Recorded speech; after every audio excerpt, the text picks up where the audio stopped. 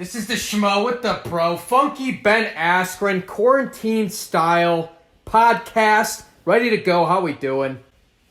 I'm doing good. I'm on day 20, I think, of my podcast, of my quarantine. I may be on day 20 of my podcast. You never know. So it's going good enough. I'm sure it could be much worse. Hoping this thing gets over sooner than later. Definitely. The big news, though, going on, because we are being busy. There's a lot of UFC chatter that still is happening, but no fights. What are you hearing? Well, CSAC, California State Athletic Commission, they just banned all the fight stuff through May, so now that takes off all the fight cards for Bellator and UFC that were scheduled in May. So what does that mean? What's taken Dana White so long to make an announcement? If you're a fighter, you're just left in the dark. Well, here's what I'm thinking. If I were Dana, I'd keep it a secret. Number one, secrets are cool because everyone wants to know. Everyone's going to be trying to guess where it's going to be at. Number two, there's a bunch of wimpy beta males out there who the second he announces where it's going to be are going to put a whole bunch of pressure on the politicians in that area to try to shut it down. Just for no good reason besides the fact that they don't like Dana. And I don't really even like Dana that much. Is that fair? Fair, but what about the fighters themselves? Like Khabib not knowing location, that's his justification for pulling out of the fight in all its entirety. And Tony Ferguson not wanting another opponent because he doesn't even know a venue of where he'd be fighting in the first place. Yeah, maybe I would assume that they're telling the fighters where they're going to be fighting at, or maybe they're telling them, hey guys, it's effing irrelevant. The day before, we're going to give you a plane ticket. You and a quarterman show up, and let's do this. Maybe it's something like that. I mean, they are good. They are by all impressions. They're going to try to pull this off, and I think there's going to be a lot of pressure on them. And I think it's kind of smart. The sooner they announce, the more pressure going to be put on them by outside governing bodies. So just try to keep it as quiet as long as possible. That's what I would do. Fair, but do you think the fighters need more information? Like Alex Hernandez recently stated, because he's supposed to be on the April 18th fight card fighting Islam Makhachev. He has no idea if the fight's going to happen. He has doubts, but don't you think the UFC needs to communicate more with fighters? Listen, we are in unprecedented times. No one has ever seen anything like this. No one knows how to react to it. If you're a fighter, here's what you do. I'm fighting April 18th. Maybe I am. Maybe I'm not. I don't know what happens to people. Listen, the cage is the same size no matter where it is.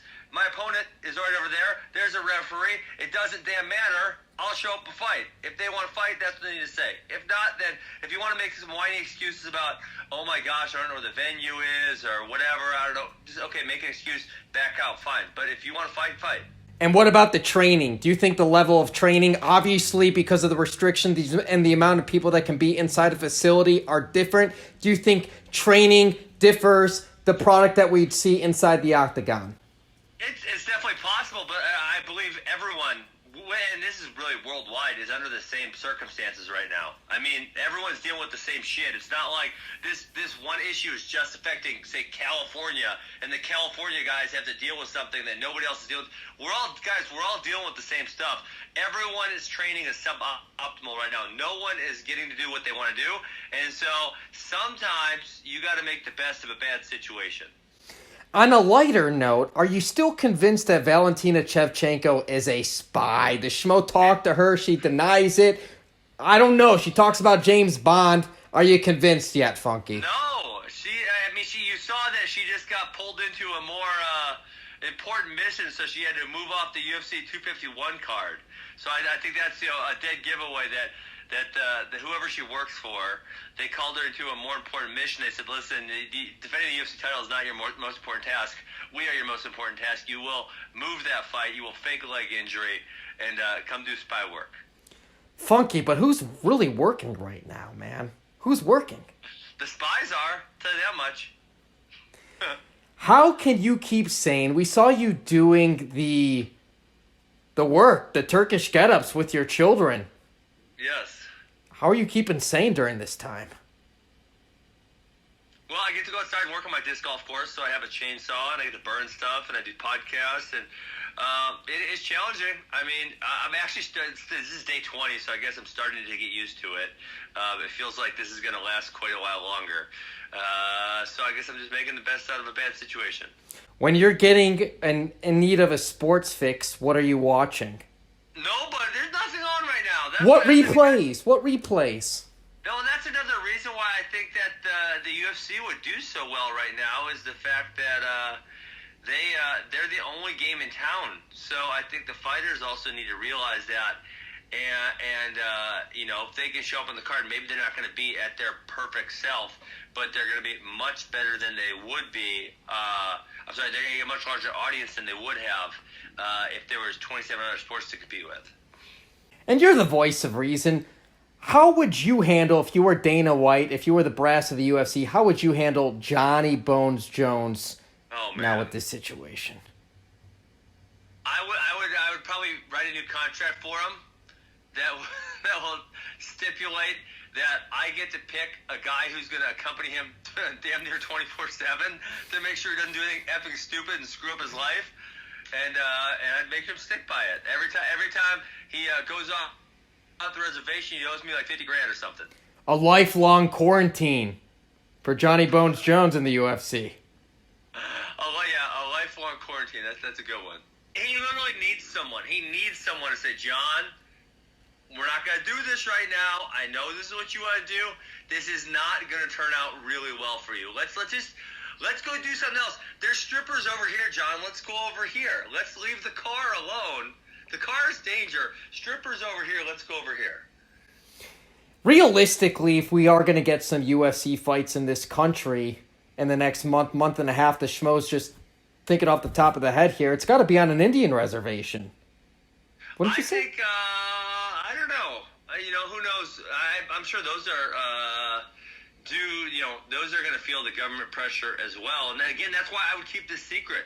Because, as soon as they say we're doing it here, dude, there's going to be so many freaking ridiculous journalists telling them, don't let them do it there. This is bad. This is terrible. It's like these dudes are already trying to hurt each other in a cage.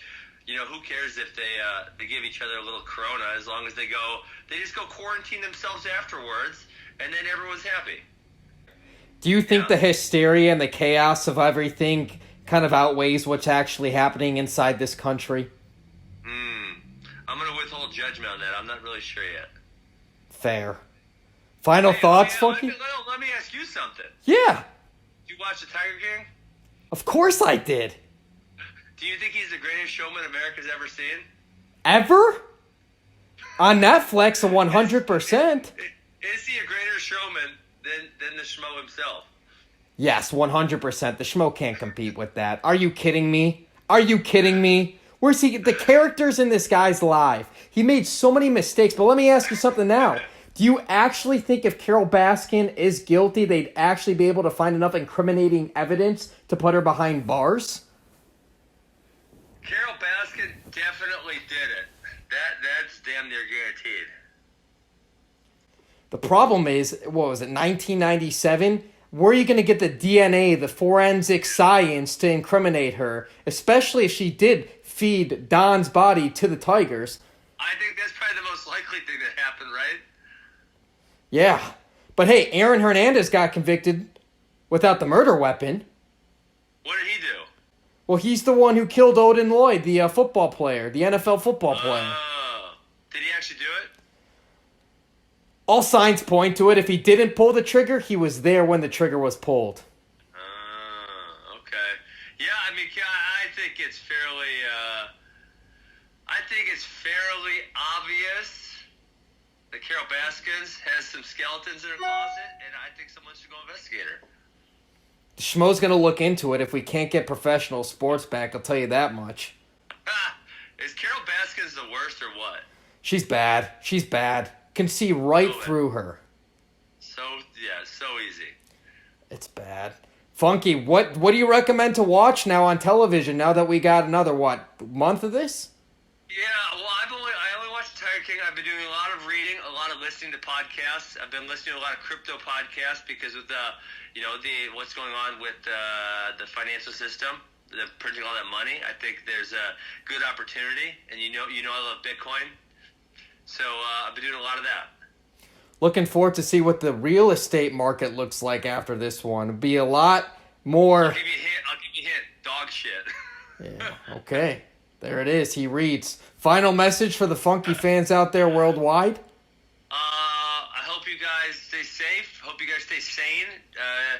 And that's about all I got. Appreciate your time. He's the pro. I'm the Schmo. We're quarantined. You like the hat? Beautiful.